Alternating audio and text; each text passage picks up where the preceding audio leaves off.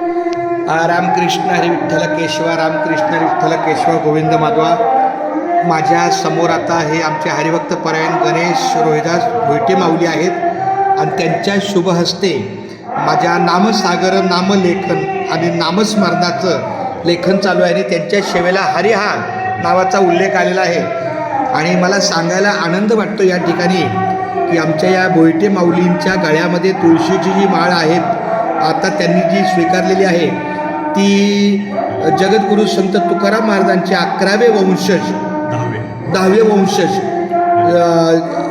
भाऊसाहेब बापूसाहेब काय गुरुवर्य हरिभक्त पारायण बापूसाहेब देहूकर हे स्वतःच यांनी स्वतःच त्या आमच्या गणेश भोईटेंच्या गळ्यामध्ये तुळशीची माळ घातलेली आहे.